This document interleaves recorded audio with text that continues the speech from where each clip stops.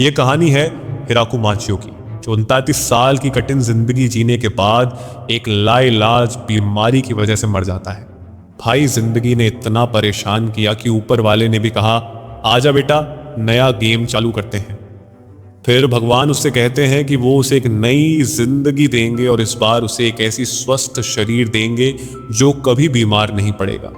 यानी अब ना बुखार, न सर्दी और ना ही ऑफिस के बहाने वाली बीमारी। हिराकु माचियो कहता है कि वह किसान बनना चाहता है।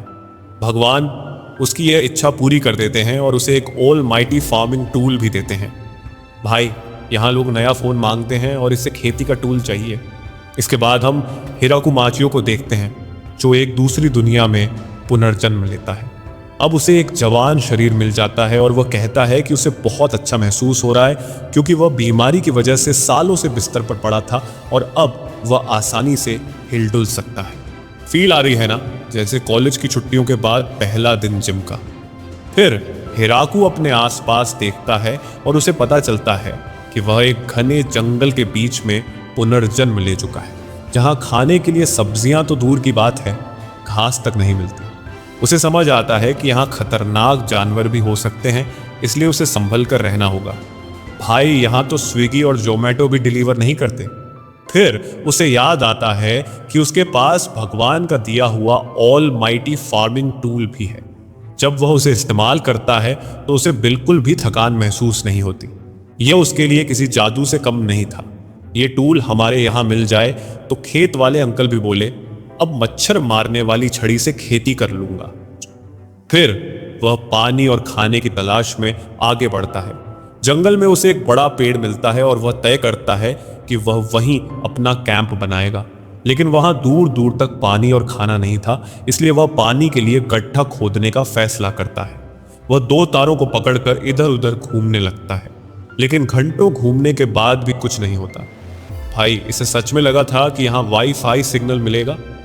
फिर वह अपने ऑल माइटी टूल को फावड़े में बदल देता है, लेकिन यह टूल किसी कॉम्प्लेक्स मशीन में नहीं बदल सकता था, इसलिए वह फावड़े से जमीन खोदने लगता है। चाहे जितना भी खोदे, वह थकता ही नहीं, क्योंकि उसके पास नया शरीर और यह जादुई टूल था। बहुत देर तक खुदाई करने के बाद आखिरकार उसे पानी मिल जाता है। अरे वाह, ये तो पानी निकला वाला सीन हो गया। फिर वह बड़े पेड़ के आसपास की जमीन साफ करता है और अपने ऑल माइटी टूल की मदद से पूरे पेड़ को एक ही बार में काट देता है। वह लकड़ी के लट्ठे और तख्ते बनाकर अपना घर बनाना शुरू करता है, लेकिन तभी रात हो जाती है, तो वह पेड़ के तने में एक छेद करके वहीं रात बिताता है। कम से कम यहाँ होटल का किराया तो नहीं देना पड़ा। तो सुबह होते ही वह मैग्नीफाइंग ग्लास से आग जलाता है और बाकी पेड़ भी काट देता है। तभी वहां एक खरगोश जैसा दिखने वाला मॉन्स्टर आ जाता है। हिराकु उसे मारकर पकाता है और खा जाता है। भाई, जंगल में स्विगी नहीं है तो खुद ही किचन खोलना पड़ेगा। फिर वह एक टॉयलेट बनाता है, लेकिन इस्तेमाल करते समय उसे अजीब महसूस होता है, तो वह उसे ढक देता है। हाँ भाई, जंगल में प्राइवेसी तो सबसे जरूरी चीज है। इसके बाद वह खेती शुरू करता है, लेकिन उसके पास बीज नहीं होते, इसलिए वह सोच में पड़ जाता है कि क्या उगाए। अगली सुबह जब वह सोकर उठता है तो देखता है कि ऑल माइटी टूल की वजह से वहां अपने आप पौधे उग चुके हैं। ये टूल मिल जाए तो किसान भाई खुश हो जाएं। फिर वह अपने खेत और कैंप को सुरक्षित रखने के लिए चारों ओर बाड़ लगाता है, ताकि मॉन्स्टर्स हमला न कर सकें। कई दिनों की मेहनत के बाद वह अपने लिए एक घर बना लेता है। एक दिन वह अपने कैंप के बाहर 2 भेड़ियों को देखता है, जो बहुत कमजोर लग रहे होते हैं। तभी उसे पता चलता है कि मादा भेड़िया गर्भवती है। हिराकु उनकी मदद करता है और उन्हें अपने घर में रखता है, जबकि खुद पेड़ के तने में रहता है।